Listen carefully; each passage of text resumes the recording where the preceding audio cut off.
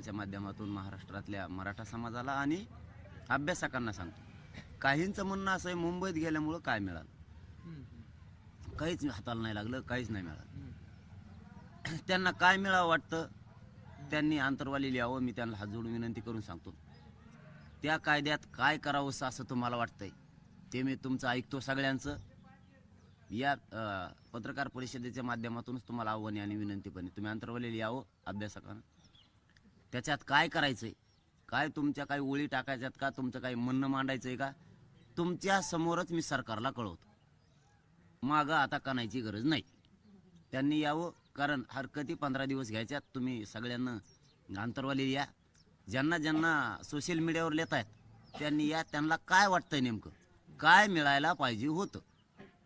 सगळ्या सोयऱ्यांचा हा शब्द आजचा नाही आहे, हा 3.5 महिन्यापासून आहे. तवर तुम्हाला सगळ्यांचं म्हणणं होतं हीच राईट शब्द आहे, हीच राईट व्याख्या पण आहे आणि हाच कायदा राईट आहे. आता नेमकं तुम्हाला नेमकं काय वाटायला लागलं मिळाल्याच्या नंतर की तुम्ही म्हणतात काहीच मिळालं नाही. काय मिळायला पाहिजे ते तुम्ही मला येऊन सांगा. तुमचे काही शब्द असले त्यात टाकू आणि मी तुमच्या समोर सरकारला सांगतो हे शब्द आमचे अभ्यासक यांचे घ्या. बरं 10 तारखेचं उपोषण कसं असणार आहे म्हणजे? अमर कारण त्या कायद्याची सगळ्या सोयऱ्यांच्या कायद्याची अध्यादेशाची अंमलबजावणी होणं गरजेचं आहे. त्या अध्यादेशाचं कायद्यात रूपांतर होणं गरजेचं आहे आणि कायद्यात रूपांतर झालं की त्याची अंमलबजावणी झाली की ज्यांची नोंद मिळाली त्यांच्या सगळ्या सोयऱ्यांना म्हणजे नोंद न मिळालेल्या मराठ्यांना प्रमाणपत्र मिळायला सुरू होते. मी मागंही सांगितलं होतं, आताही सांगतो, मी आहे तोपर्यंत मराठा समाजाला टेन्शन घ्यायची गरज नाही, गैरसमज करायची गरज नाही. सगळ्या मराठ्यांना मिळाल्याशिवाय सुट्टी नाही. मराठवाड्यातल्या लोकांच्या नोंदी कमी सापडल्या. आपण मराठवाड्यात गॅजेट घ्यायला सांगितलं की ते गॅजेट असं सांगतायत मराठवाड्यात सगळा मराठा हा कुणबीच असं ते गॅजेट सांगतंय. सरकारनं तेही कबूल केलं. सॉरी, कोणाला काही कोणाचा जळीत असेल, कोणाचा दस्तावेज सापडत नसेल, काळजी करायची गरज नाही. हे जे ऑब्जेक्शन घेणारे इतके दिवस कुठं होते आणि आता तुम्ही त्यांना आवाहन करता यायचं म्हणून? तेच मी पाठीमागे म्हणलो, पण चला नाराज करण्यापेक्षा हे 3.5 महिन्यापासूनचा शब्द आहे, आजचा नाही सगळ्या सोयऱ्याचा.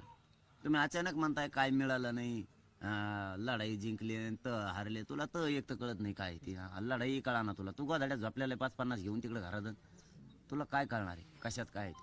इथं शब्द होता सगळ्या सोयऱ्यांचा, त्यासाठी कायदा अध्यादेश बनण्यासाठी मराठी तिकडे गेले होते, घेऊन आले. अरे वेशेवर देऊन दे, नाही तर अंतरवालीत देऊ दे, पाहिजे तेच दिलं ना.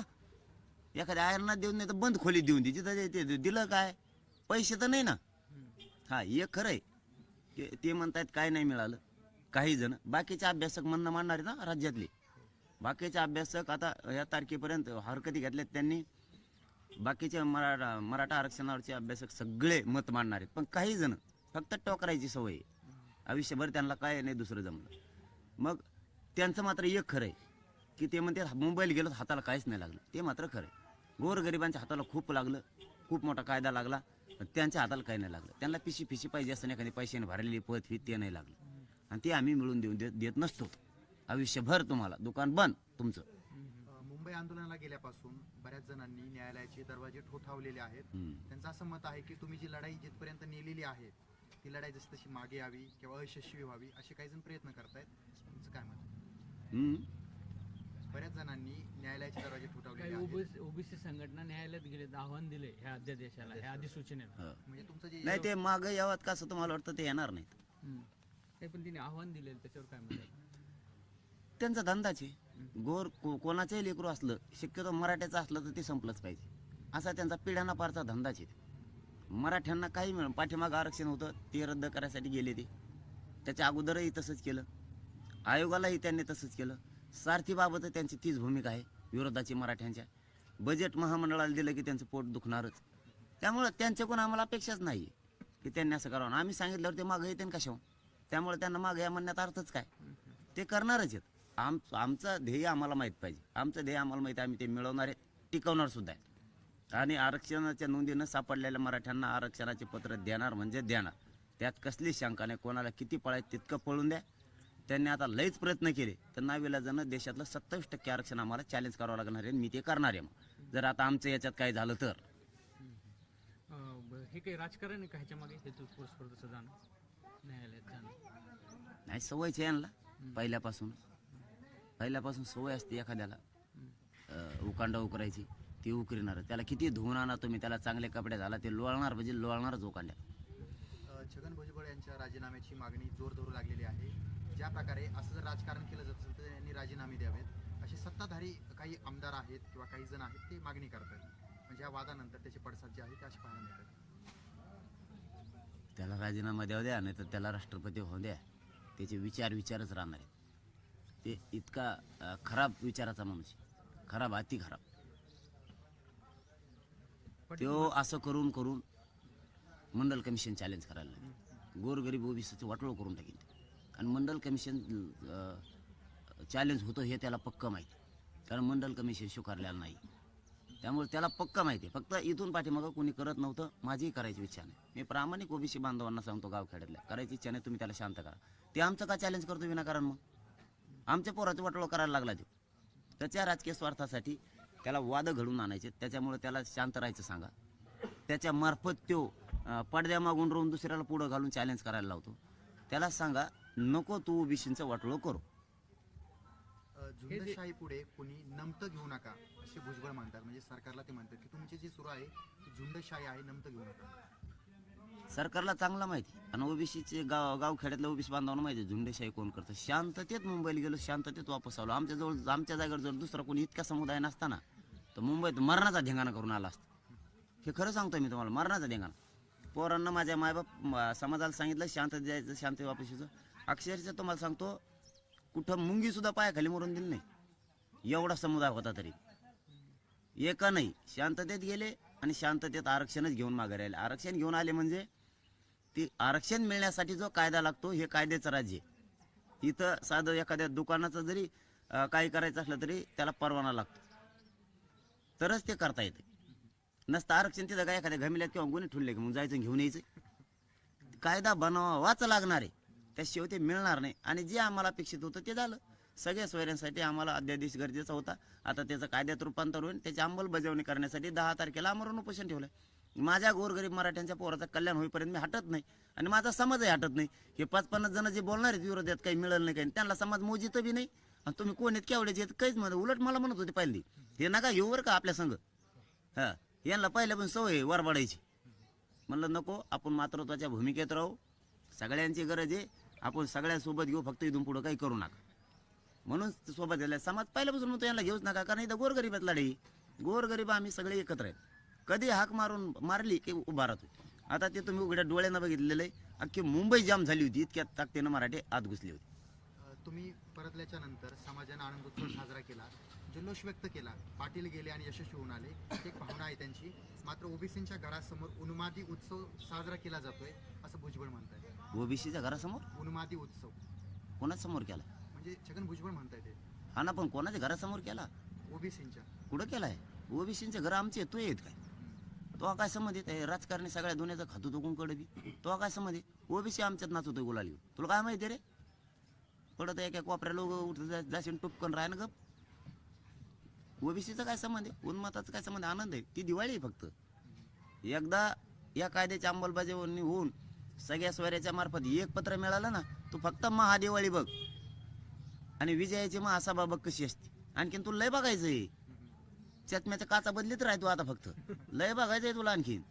आणि ओबीसीच्या दारा पुढे नाचत नाही, ते आमचे घर आहे, तू हे नाही, तू गप बस. आता आम्ही कोण आहेत? आता आम्ही ओबीसीचे आहेत ना. मनोज जरांगेने एवढे ज्ञानी देशात दुसरं कोणीच नाहीयेत असे छगन भुजबळ म्हणतात. तो काय सर्टिफिकेट देतो मला? मी ज्ञानी कोण नाही देशाचा? अरे नाही ज्ञानी, पण तुला उलथ पालथ झाला ना तू. ज्ञानी असून तो काय उपयोग आहे? गेले ना सगळे मराठे ओबीसी आरक्षणात. तो असंच म्हणून म्हणून म्हणून दुसऱ्याला तू कमजोर समजून समजून कमी समजून तो पुढे गेले लोक. तू तिथंच राहिला आणखीन. गेले का नाही हे सत्य आहे का नाही? तू म्हणणार याला शिकलेलं नाही, त्याला शिकलेलं नाही, ते काही हुशार नाही, काही ज्ञानी नाही. ते चॅनलजवळ दुसरं बी म्हणला परत तेव्हा म्हणे 3 कोटी मराठी कुठे गेले? 64 किलोमीटर कशाला म्हणतात लाई? हे रॉचे शेआडीचे रिपोर्ट आहेत या साईटीचे. 64 किलोमीटर कशाला म्हणतात? पुण्यात आलता का तू? हां, पुण्यात येऊन बघ. तुला म्हणलो मी मुंबई तू पोलावर थांबी वही घेऊन म्हणून. तू थांबला नाही, तुला कसं कळतं 3 कोटी आले का नाही? तू झोपला घरी, घरून म्हणतो कुठे गेले त्याचे 3 कोटी? आता तुला माहिती आहे का, आझाद मैदान ते वाशी फुल होतं. सगळी मुंबई, अर्धी मुंबई ठप्प झाली होती. तुला माहिती आहे की? तुला काहीच माहीत नाही. उगा आपलं गप्पा हाणतो परत म्हणतो त्याला गणित येत नाही. मला तुला गणित येत नाही, तुला गणित येत नाही म्हणतो थांब म्हणलो. देशात मी हुशार आहे मी म्हणलो नाही कधी, पण माझ्या आरक्षणापुरता आहे. तुला लोळवा, एकट्याला लोळवायपुरता मी निभार आहे. बाकीच्यांना मध्ये ओरगडू नको. पाटील, अर्धी मुंबई ठप्प झाली होती, मग तिथे शिस्त दिसली आणि आपण सुरक्षित वापस आलो. हो. व्यवस्थित. काही जणांच्या खूप इच्छा असते. हे जे आता सोशल मीडियाला बोलतात काहीच मिळालं नाही. त्यांना एक तर पैसा आणि पदं पाहिजे असते ते मिळालं नाही. त्यांना जाळपोळ पाहिजे असन ती पण मिळाली नाही. आम्ही शांततेत गेलो, शांततेत घेऊन आलो. आमचे 2 ते 3% लोक फक्त आझाद मैदानाकडे गेले असते, आझाद मैदान बघण्यासाठी. बाकी सगळे लोक पनवेलपासून वाशीपर्यंत होते. सगळे लोक हे सगळ्या त्यांच्या यंत्रणेला माहीत होतं ही किती मॉप आहे, किती लोक आहेत. त्यामुळे त्यांना असं वाटत होतं की मुंबईत तोडगा काढायचा, इथं काढायचा. आणि आमचं म्हणणं तुम्ही आंतरवलीत बी काढा म्हणणं होतं. आमचं काय, आम्हाला आमच्या विषयात होतं. आम्हाला काय हौस नव्हती मुंबईला जायची. कुठं झालं तरी आमचा काय प्रश्न नव्हता. त्यामुळं मुंबईत आम्ही शांततेत गेलो, शांततेत आलो. काहींच्या इच्छा पूर्ण झाल्या नाहीत. त्याला आमचा नाविलाज आहे आणि आम्ही होऊन बी देणार नाही तुमच्या इच्छा पुऱ्या. गोरगरिबांच्या झाल्या.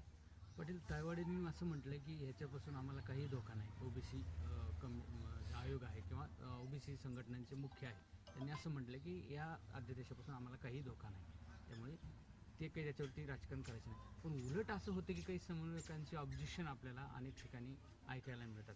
सोशल मीडियावरचे असतील किंवा प्रत्यक्षपणे असतील, माध्यमासमोर असतील.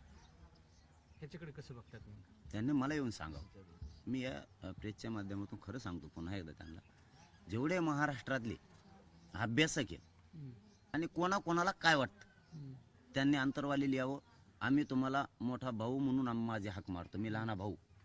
तुम्हाला मराठ्यांच्या सगळ्या अभ्यासकांना मोठा भाऊ म्हणून हाक मारतो. तुम्ही सगळेजण तुमच्यात फोन करा एकामेकात. मराठा समाजालाही सांगतो, तुमच्या साक्षीनं सांगतो चॅनलच्या माध्यमातून. यांना मी आव्हान केलंय, विनंती केली अंतरवाली यायची. यांनी सगळ्यांनी यावं, त्यांच्यात फोन करावे, त्यांनीच दिवस वार ठरवावा, इथं यावं, मला सांगावं काय करायला पाहिजे, तुमच्या काय हरकत आहेत. त्या तुमच्या समक्ष सरकारला मी इथून फोन करून सांगतो आणि तुमच्या समोर त्यांचा प्रतिनिधी बोलून तुमचं हरकतीचं म्हणणं सरकारला मांडतो. आणखीन काय पाहिजे आता? तुम्ही तर 4-5 महिन्यापूर्वी सुद्धा हे आवाहन केलं होतं. हो, आजही करतो पुन्हा. आपल्या चॅनलला विनंती, हे सगळं दाखवा. त्यांना मी मराठा समाजाच्या समक्ष सांगतोय, त्यांना मी विनंती करून बोलवलंय. त्यांचं काय म्हणणं आहे, काय व्हायला पाहिजे या कायद्यात ते मला सांगा. त्यांच्या समोर मी सरकारचा प्रतिनिधी बोलवतो आणि सर यांचं म्हणणं लेखी घेऊन सरकारला कळवतो. कळवून त्यांना त्या अध्यादेशामध्ये सुद्धा घ्यायला लावतो. आणखीन काय पाहिजे आता? आता मागं वळवळ करायची नाही. हो, तायवाडेंनी तेच परत एक मुद्दा घेतो तुम्हाला की भुजबळांच्या मागणीला पाठिंबा दिला नाही तायवाडेंनी. म्हणजे थोडक्यात तुमच्या अध्यादेशापासून आपण सुरक्षित आहोत असं त्यांचं म्हणणं आहे. त्याच्यामुळे ते राजकारण होतंय अशा प्रकारे त्यांची एक भूमिका. मी पाठीमागही सांगितलं होतं, ते तायवाडे भाऊ जे म्हणतायत ते बरोबर आहे. मी पाठीमागं काय सांगत होतो की हो राजकारणी मावशी त्यांना आत्ता ओळखलं. ते बरं झालं, उशिरा का होईना त्यांच्या लक्षात आलं की हा राजकारणी मावशी याच्या फायद्यासाठी याची धडपड चाललेली, बाकी काय नाही. तो जे राजीनामा देईन म्हणतो किंवा जे भावनिक करतो त्याचं कारण हे आहे की ओबीसी बांधव त्याला जवळ ठेवायचं आहे, कारण त्यो मध्ये जाणार आहे. त्यांनी लय पाप केलेलं आहे आणि मग यांच्या ताकदीवर त्याला मध्ये जायचं नाही आणि केशी पण मागे घ्यायचं. त्याचं स्वप्न ते, त्याचं स्वप्न धनगर बांधवांचं एसटीतलं आरक्षण मागायचं नाहीये, 12 बलुतेदारांना आरक्षण द्यायचं हे पण नाहीये. त्याचं स्वप्न ते आहे की भावनिक करायचं त्याच्या नावाखाली, हे त्याचं स्वप्न आहे. आणि त्यांच्या आता ते लक्षात आलं की राजकारण करायला लागलाय. हे एका पक्षाचा आहे, विशेष म्हणजे एका पक्षाचा आहे. आणि हे वेगळ्या वेगळ्या पक्षाचे आहेत ओबीसी नेते बाकीचे. त्यांना वाटतं हे आपल्या जीवावरती तिथं वजन निर्माण करायला लागलाय. याला मोठं मोठ्याले कायद्याचे पदं घ्यायचेत, याला केसेस मागे घ्यायच्यात आणि ओबीसी मराठ्यांच्या नोंदी सापडल्या. काहीही केलं तरी मराठा हा आता आरक्षणात जाणार आहे. आपण विरोध करून उपयोग नाही आणि मराठ्यांचे नाराजी पत्करून उपयोग नाही. हे त्यांच्या लक्षात आल्यामुळं ते जे आहे ते खरं बोलायला लागले तर त्यातून बाहेर निघाले. त्यांनी शहाणं व्हावं आणि ओबीसी बांधवात आणि सामान्य मराठा बांधवात वाद लावू नये. शहाणा असेल तर, आणि ह्या वयात तर त्यांनी लावूच नाही आता. आणि त्याचं ओबीसी बांधवांना ऐकण्याची गरज पण नाही. चला, धन्यवाद. पाटील, आज बजेट सादर होतंय, काय प्रतिक्रिया आहे, काय भावना आहे? कारण देशासाठी एक महत्त्वाचा आजचा दिवस आहे, तुमच्यासाठी महत्त्वाचा आहे. बऱ्याच दिवसांपासून तुम्ही घरी गेले नाही. घरचं बजेट काय ते घरच्यांवरच दिलं होतं तुम्ही, त्यांनी सांभाळलं. मात्र देशाचं बजेट आहे, दोन्ही बजेट जवळ आले. नाही त्या बजेटाचं मला नाही कळत काही, कारण पैसे मी हानीत नाही ना.